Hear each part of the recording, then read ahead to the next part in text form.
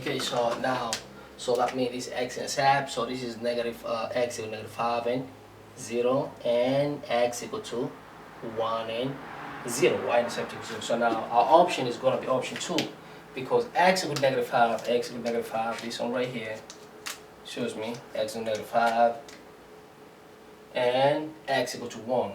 You know what I'm saying? So before we draw the graph, let me show another method that you can use also to solve the value of x.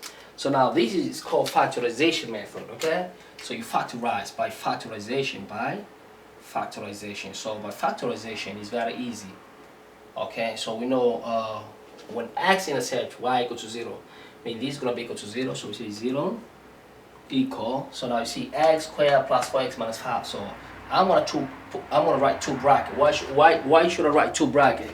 Because this is x squared. So since this is x squared, meaning to get x squared, this must be x and this must be x. Means x times x equal to x squared. So now you have a negative 5. How are you gonna get negative 5? Means 1 must be 5 and 1 must be 1. 1 times 5 equal to 5. But we want to get negative. Means 1 must have a negative and 1 must be positive.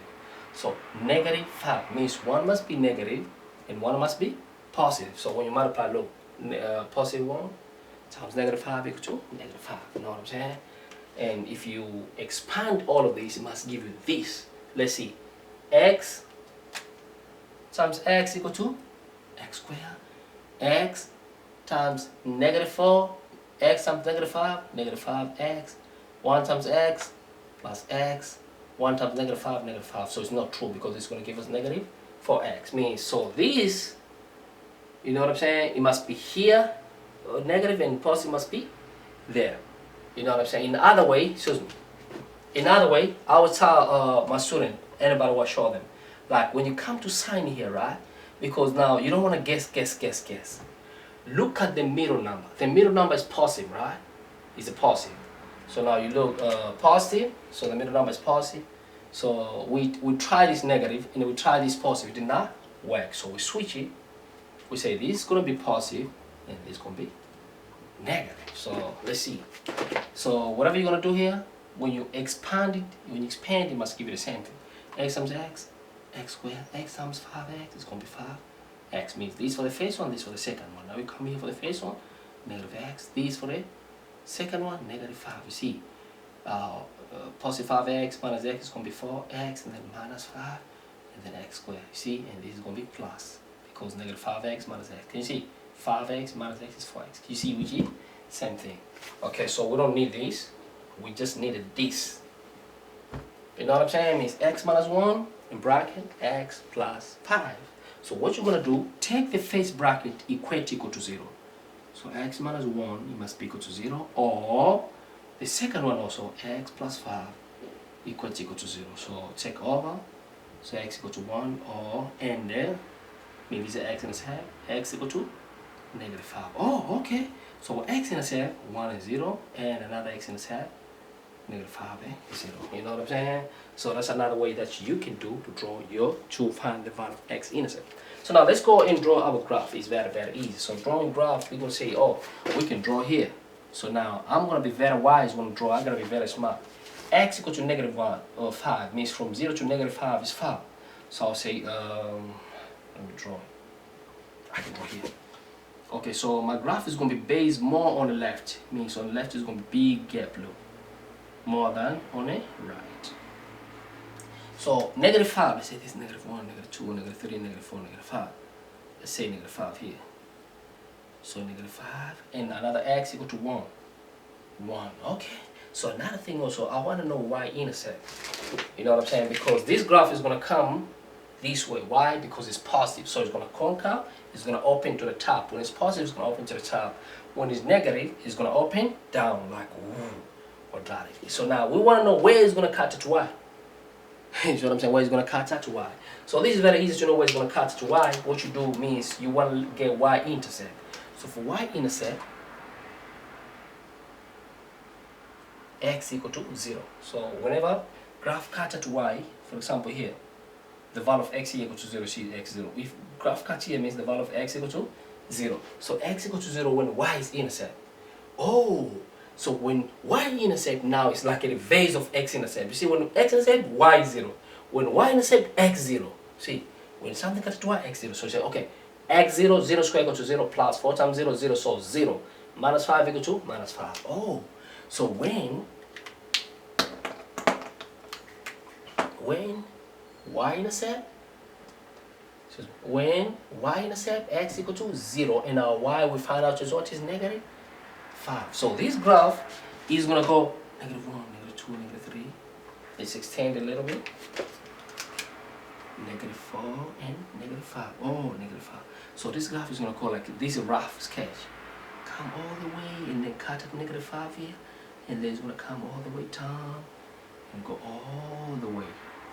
You know what I'm saying? And now this is the graph of this equation. So you allocate to say y is always good to write. Allocate say 2x squared plus 4x minus 5.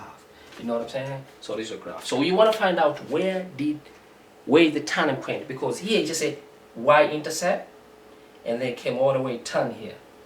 You know what I'm saying? In other way, this you can say when x equal to 1, y is 0, x-intercept. Same here, negative 5 and 0. And here, this is y-intercept means x equal to 0 and negative 5. So we want to know where the graph did turn. So to get turning point is easy, especially when you have a graph like this. I'll show you two methods, okay? The first way, look at this graph. How are we going to go? We're going to know where the center, like where the graph turned. Take the value of x, add them by 2, divide by 2. This method you can use only if you have a graph. Okay, like now. So I'm going to say negative 5, take the value of x, plus 1 equal to negative 4. Divide by 2, negative 2. Oh, so the value of x at turning point is what? Negative 2. Okay? Value of x. And if you want to get the value of y at turning point, take this value of x and put in here. Okay? So only if you have an x-intercept for this method I'm showing, add them, negative 5 and 1 is going to give negative 4, divided by 2 is negative 2. So this value, this at turning point, means the minimum value or vertex of this graph. Okay, when you get your x at where the graph turn at the turning point, that's what's called TP, take this value, put in the graph, insert. So say, okay, so y equal to, what the value of x? Negative 2 square plus 4 times negative 2 and then minus 5. Okay, so negative 2 square equal to 4.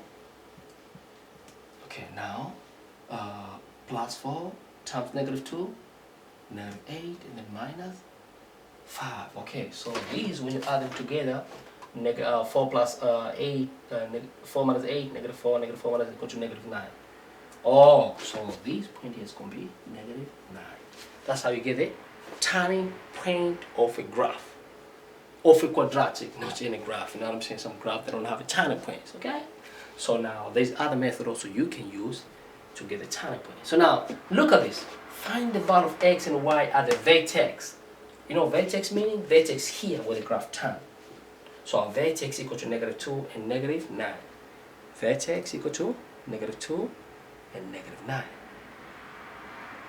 You know what I'm saying? So vertex here. Find the value of x and y at the vertex is negative 2 and negative 9 for this question here, vertex. You know what I'm saying? So this is where the graph go to the minimum at the lowest. Look at this question. They say find the y-intercept. We have the y-intercept equal to negative 5. So y-intercept equal to negative 5. And the minimum of a function. What is the minimum? Where the graph going turn? The minimum is this one. This value of, look, the value of y equal to negative 9. Where the graph goes at the bottom, negative 9. So our y-intercept equal to negative 5. This one here. And minimum of a function equal to negative 9. Oh, okay. So I'm going to say y-intercept equal to negative 5, which is this. And the minimum function means this value of y at the vertex, so turning points, negative 9. Minimum function equal to negative 9. You know what I'm saying? So y-intercept negative 5.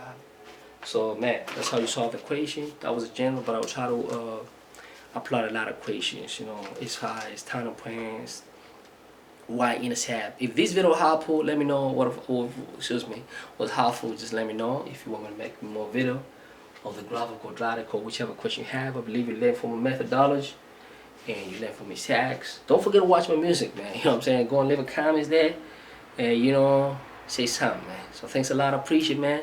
Peace, brother, sister. Peace.